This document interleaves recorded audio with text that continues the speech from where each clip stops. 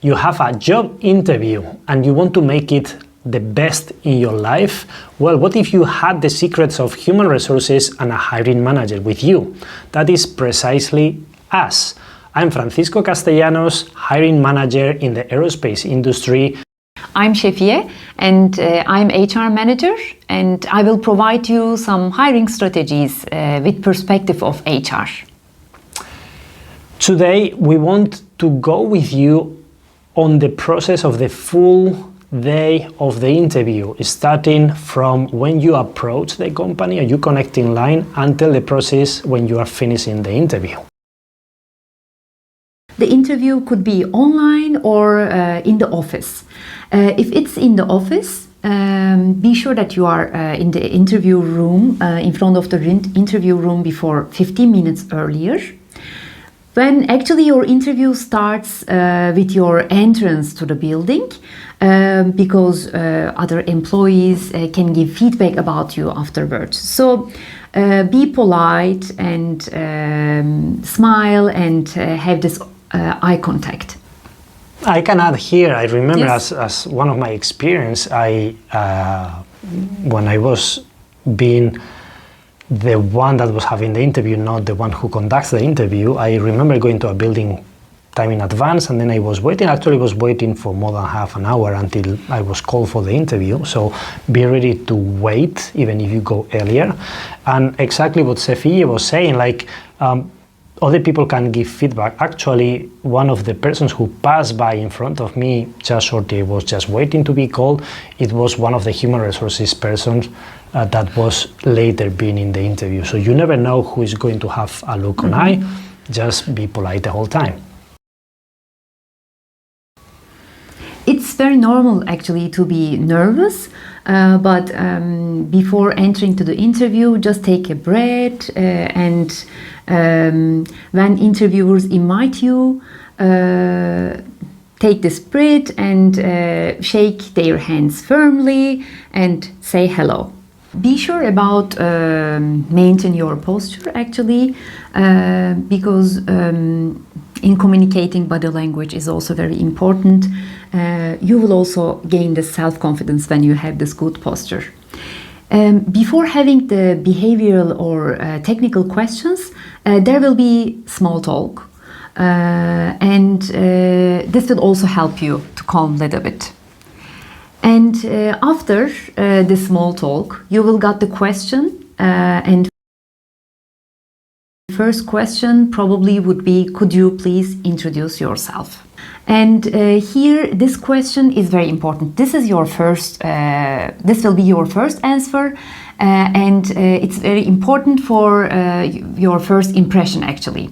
Be sure about not to give all the details from your CV, like sharing all of your experiences, because you will have other questions, no worries. But only point is actually with one or two sentences to share how this job description aligned with your why. Actually, what Shefie is saying is very important. Don't just tell us your CV. We have read your CV. We should have done it. We're also humans, maybe busy, but we are more interested to know why you were taking the steps you were taking. So tell that, so we can see your motivation. We can see if you are really, really excited to get this new position because it's aligned for where you want to go or not. So talk about the whys and try to make a story, but it's not the never-ending story, so just try to be concise, talk about 5 minutes, maximum 3 to 5 minutes would be good when you're introducing yourself. After starting, you will get behavioral questions, competency-based, and also technical questions. Here, while answering all those questions, there is a very effective method, STAR method. We mentioned about this a little bit in our interview preparation video. STAR method will help you to structure in a very efficient way your answers. STAR means first, when you got the question, share the contents of this situation.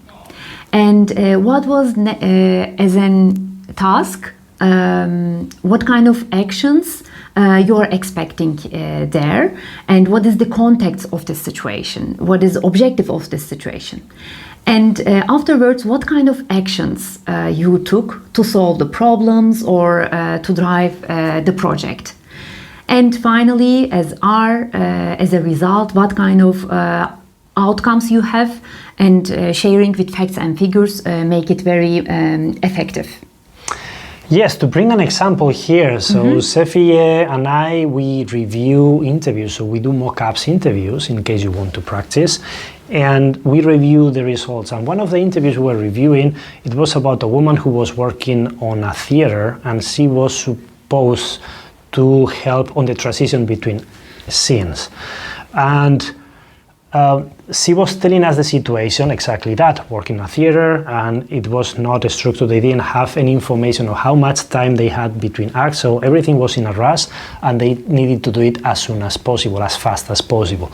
So then she was already explained the situation, that the task, it was to improve the changing time, doing as fast as possible, as no one knew exactly the times, and there was some music behind, so they had like to really do it in that time.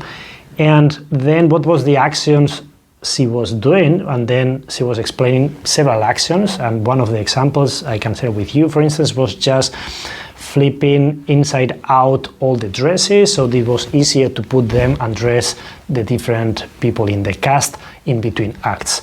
And the result is they managed to do the transition under the specified time in between the acts, well, not the specified, the allowed time or the allocated time in between acts.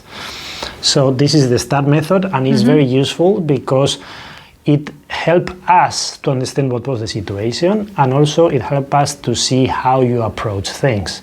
So we give us a good impression on how structured you are, how you think, and if you can, follow this method.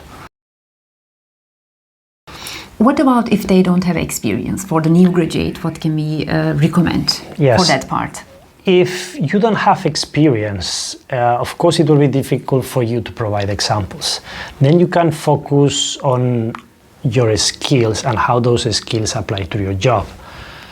Although you could say, I don't have experience, I was just learning, I don't really have skills that apply for this job. Then what I want to see on candidates that they don't have experience, I want to see two things. One is motivation, and that is why the presentation you did at the beginning is very important, talking about these reasons why you are choosing this path, because many people, when they don't have experience, they try to get a first job without a reason, but if you have a reason, you will be different from many others. And the second thing I would like to see you can do is commitment. One thing that we are struggling nowadays is to have young people to stay long enough to learn and do a very good job over the years. And I would like to listen from unexperienced candidates, they are willing to commit. Of course, with some conditions. You have a probation period, and if you don't like, I don't expect you to commit to something you don't like. But if you are in a job and you don't dislike it, I would really appreciate if you tell explicitly you want to stay on that job until you excel the task you are doing. Because that will brings me actually the view is like this guy knows like excelling some activities, especially for difficult technical jobs, takes time, and staying 1 year may not be enough. So if I hear that from you, that will be also a big difference with respect to all the candidates. Although maybe Shefie would say, yeah, but telling is easy, so can you bring me some examples of commitment? If you have voluntary work experience, this would be also valid. Actually, it would be a good opportunity to share your commitment with sharing examples, what you did, and how ambitious you finished the tasks in your voluntary work. Because no one expecting you or give you the tasks in voluntary work. So this would be a good part to share your commitment experiences. Of course, it is normal to feel a little bit of anxiety in an interview, especially if you are asked about things you have no experience about, or you think you don't have the skills and you're not a right fit for the interview. But don't make this anxiety your enemy, is your friend. Showing that you care about the interview is important. But of course you need to tame that anxiety a little bit so you are not as nervous, let's say, that you cannot speak, because a good communication is key during an interview. So you could do several things to be a little bit more calm. We have discussed about preparation, we have another video, but we have other techniques that you could do before and during the interview. In the candidates, most of the time, what I observe actually, because of this excitement, they sometimes not listening. And active listening is one of the key competencies, key soft skills actually in the interview. They observe you. So just when you got the question, if you are not ready for this question or you could not understand, just take your time and to think a little bit. If it's not clear for you, don't hesitate to ask one more time. Take a note and just if something comes to your mind, you can share. But be sure that you're not sharing irrelevant things actually. Instead of this, take as a note, and you can. It's totally okay to say currently you could not find an answer from your experience, but while interview is coming to end, if something comes to your mind, you can share with this your answer actually. This is totally okay for the interviewers. So about active listening, what we mean here is you rephrase what you were asked. So in that case, you make sure you understand. And that is important because, yes, it helps you to calm down a little bit. It helps you to get more time to prepare an answer in your mind. But also it's important for us because I really appreciate when someone really tries to understand what is the purpose behind the question. Where humans, we may ask you a question and it may be not the best question we should ask. So if you are puzzled by the question, you don't understand what this question is about, or maybe what is the meaning behind, please make sure you understand and not answer something that is nonsense. Because if you start answering things that are not related to the question, that would be very bad on the interview. And I can tell you, very few times I have, let's say, stopped interviews in the middle, and that has happened when the candidate was not answering the questions I was asking. And that could happen if you are so anxious, so excited about the interview that you are not listening. So please do this active listening, as Shefie E was saying, and also as he was saying, take notes. Actually, when someone asks me, what should I bring to the interview? Should I bring my CV? For me, my CV is not that important, but you should bring definitely pen and paper. Why? Because I want you to take notes, as we were saying, for several reasons. First, to bring that anxiety down, not to interrupt the people who's talking, and you write down the question so you can really answer later or ask those questions later. Or as Shefie was saying, if some examples come back to your mind, you have the questions and the topics you were asked written down. Also, what is really important, especially for in-person meetings, is you write down the names and the roles of the people who's in front of you. So then in the interview you can really talk to each of them by the name. When you do online interviews, that is usually not an issue because in most of the cases you will have the names on the screen. But it could be like several people are in the same screen and still you need to write down the names. So always have a pen and a piece of paper with you. Another important point that is, I got too many questions about, how I can express my salary expectation. And here actually my recommendation would be just make a market research before. There are several websites like Glassdoor and Indeed, Hice and Michael Page. They are sharing sometimes a range about positions. And also there are some company reports, investor reports that you can also find a range for the position. So we were arguing a little bit also internally if you should talk about salary like just immediately at the end of the interview or not. And at the end, I think it's safer if you don't talk about salary as a first question.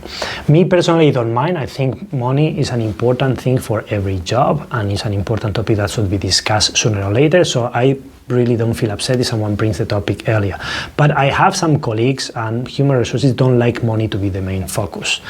And that brings me to a second topic that Shefie E was mentioning now, is when you are checking the salary range on a company, it could be lower to your expectations. Actually, you should know those two things. You should know what salary range is valid for you, so you cover all your needs and your family needs, and also you feel appreciated and valued by the job you are going to do, and also what is the salary range to see if there is a match.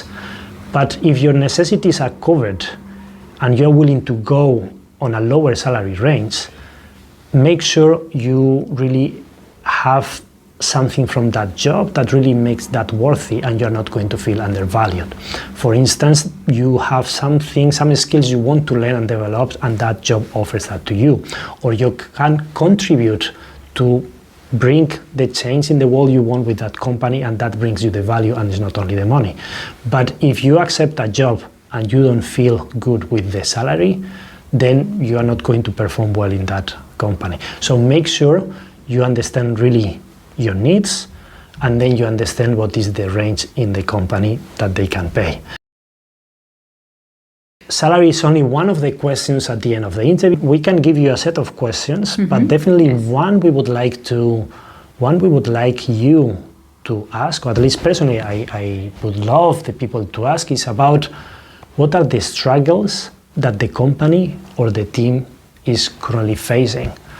And I like that question because if you take something from this episode, I want you to remember, like, I will appreciate someone who is having the interviewer point of view. So in the company, we want to do things and we are facing some problems. I want you to know about those problems and I want you to solve them. So if you ask me about the problems, at least it's showing interest on our point of view. And actually, if you have watched our other episode about how to prepare an interview, you should have done your research about that. In that case, you will know if the answer that is given by the hiring manager and human resources is open and is true, and also that can give you a good feeling if that environment you're going to work is good or not, because of the honesty of the people you're working with and the type of challenges are suitable to your expectations. Another questions could be actually about development opportunities, because candidates also interested a lot about what kind of trainings they can get or what are the career paths in this position. So this is the part that you can ask about career management opportunities and development opportunities of the company. Of course, I would say the last question, if it's not given directly, would be what are the next steps? Yes, right. And the interviewers have actually a recruitment period in their mind, so they openly shared what would be the other steps if you are going to have a second interview or third interview. So this is again the right part to ask, what about the next steps? And as a conclusion, actually, after finishing the interview, we can also recommend you to, if they ask about your references, about your previous managers in the interview, just call your previous managers and share that you are interviewing with a company, and he or she may get a call for reference, and this will help them to make the preparation and remember the work that you work together.